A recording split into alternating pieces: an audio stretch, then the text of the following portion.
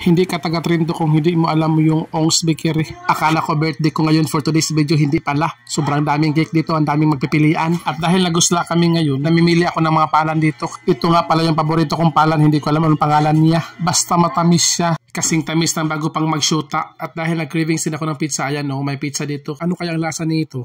At nangutana din pala ako kung mainit silang palan ngayon. Ang sabi niya, 20 minutes pa sir. Ayaw na lang miss. At may langaw nakapasok sa loob kaya pinaspasan ni ate. At ito na pala yung aming order. Tingnan nyo. At hinatid na din ni ate yung aming order. Nakasalo na coke. Nakakaloka talaga. Sarap talaga yan. Oh, humiwa na talaga ako dyan. At pagkatapos humiwa, ay umingkit na ako. Ang tamis. Sarap.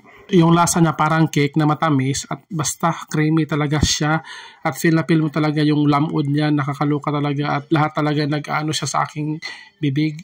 Yung lasa niya talaga ay nagsasagol talaga. O tingnan niyo si Dodong, sumisiga-siga talaga yung kanyang mata sa pag-iingkit ng mga cake na yan.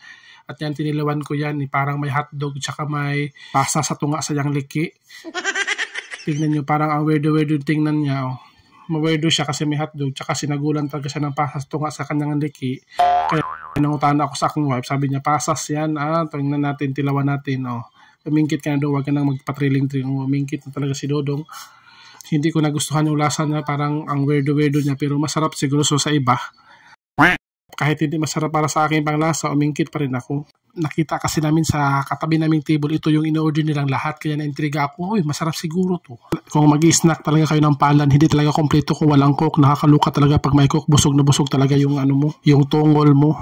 At binalikan ko talaga yung paborito kong palan dito. At yun ang iningkit-ingkit ko talaga kasi nakakaluka talaga yung lasa niya. Masarap talaga siya. At tumilaw din ako na ibang palan dito na square na masarap din naman pala siya. Yung palang lasang butter, hindi ko alam kung anong pangalan nito. Basta tinudlo ko yan kanina.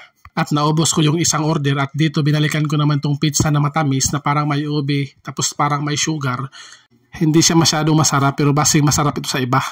Pinudyot-pudyot ko na talaga itong mga pasas at kinain ko talaga yan kasi yung wife ko hindi kumakain ng pasas sa tunga sa kanyang liki. Kaya ako nang kumain ng mga pasas niya. Yan tinidor ko na talaga at kinain ko na talagang lahat yan. At pagkatapos ay uminom ako ng coke.